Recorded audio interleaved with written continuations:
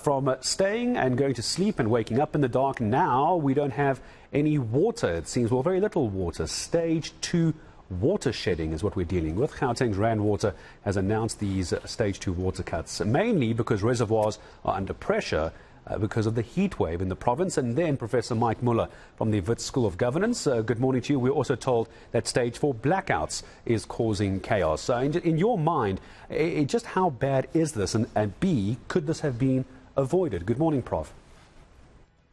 Good morning to you and your viewers. Yes, of course it could be avoided, but we are where we are. Firstly, let's just remember, every October, before it starts raining, when it gets hot, people use a lot of water, and we find different areas of our cities begin to be short, and if you're on the top of a hill, they run out. So although there's plenty of water in the dams, this isn't like Eskom where the power stations aren't working. In the case of water, the dams are full. There's plenty of water in them. What we do have is a problem with the distribution. It's a bit like those substations which are overloaded because people use too much electricity and they blow up. If you've got lots of water towers and water reservoirs around your city, but lots of people are using too much water, they will run dry, and then there will be water cuts. So unlike Eskom, the dams are doing well, the power stations of the water sector, but the distribution, the circulation of water around the cities is running into trouble. And some of those substations or the local water reservoirs are drying up, if not blowing up. So it's a little bit different to the electricity situation, and thankfully not quite as bad because it's a short-term problem. But we need to deal with it effectively. And I don't think there's been adequate communication to explain what's happening. We're going to talk about that lack of communication in a moment as well, won't we, Prof? But you say it's going to be a short-term problem as well. Could this have been avoided, A? And then B as well, another A-B question for you, is how do we avoid this in future? Okay. The longer-term problem is that while we have enough water in the dams at the moment, we keep growing the demand of how many people there are, how much water is required. And so that the existing dams aren't going to be able to provide enough water for everybody in the years to come. For that reason, Rand Water is only allowed to take a fixed amount of water out of the dams. And when they reach that, they should actually begin to restrict the use by the cities, and the cities should restrict the use by the residents. Now, that hasn't been very well communicated. So, Johannesburg has been supposed to be on Stage 1 water restrictions, but if you just walk around the city, you'll find that there's absolutely no evidence that people are obeying those restrictions. And now we're finding that with less water coming in, Rand Water is having to insist that they reduce even further.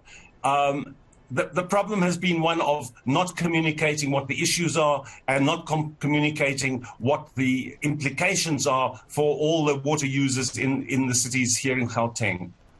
So what do we do now if we end up in a situation, Prof, where we could end up seeing months without water as well? Is that how bad you see the situation?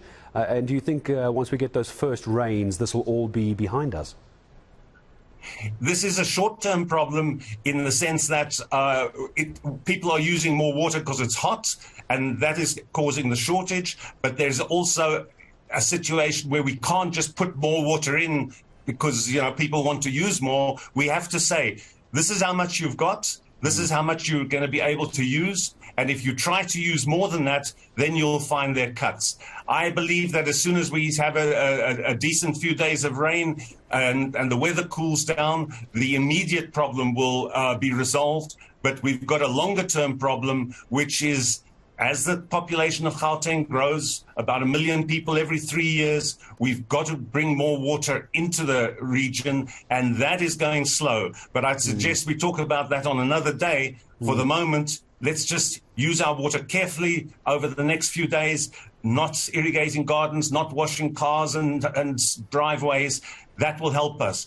But we really do need our political authorities to come in and say, this is how we're going to manage our water for the next 4 or 5 years until we get more water into the system. Because the dams can be full today, But if we draw too much water out of them, same time next year, we really will be in trouble. And that's what we want to avoid. Yeah. Water's a very slow business. It takes time, for the reserves to build up and then to run down again. But once they've run down, you're in trouble. So it's good that Rand Water is restraining our reserves, our water use, even while there's plenty of water in the reserves, because next year, the year after that, we're going to need that water, and they're just playing safe as they're expected to do.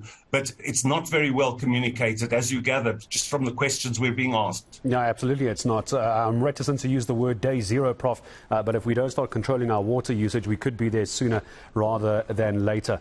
From a governance perspective as well, do you get the sense that while we've been caught out on this one, even though every October, as you say, we know this is going to happen, from a governance perspective, do you think this is being handled by politicians as well as it can be? Not the communication side.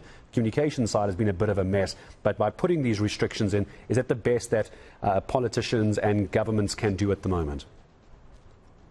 You know what I miss is seeing a cooperation between the politicians. You have to have the cities, so the mayors and their officials. You've got to have the province, and particularly Gauteng has Rand Water, so you've got to have the water board. Now, the water board is controlled by national government. If you do not have the national and the provincial and the locals all working together, you get confused messages, and you also get confused action. The outgoing Premier, Muller, tried quite hard to get people working together. But when he called the mayors to a meeting to discuss how to make Gauteng water secure, it was scary to see that because of this kind of infighting we have at local government level, half the mayors just didn't pitch to the meeting. And I thought that if our mayors, I don't care which political party they're from, can't be bothered to come to a meeting with the province to say, how do we cooperate to keep our water flowing, then it's time that we kick all the politicians up the backside and say, do your job properly, stop bickering internally, and let's manage what we need to manage, which is water security for our towns and our province and even the surrounding areas. I have to say it's probably far worse in the outlying areas of Mpumalanga, the former KwaNdebele, the Siyabushwas and the KwaMhlangas, which always run out of water at this time of year when it gets hot. We're not even hearing from them. But we really do need a cooperative effort from all spheres of government, and we're not seeing that, which is really a shame and a disgrace on the political class. It really is. Professor Mike Muller, I think you've summed it up very nicely for us. Wits School of Governance, Prof. Mike Muller joining us this morning. Just very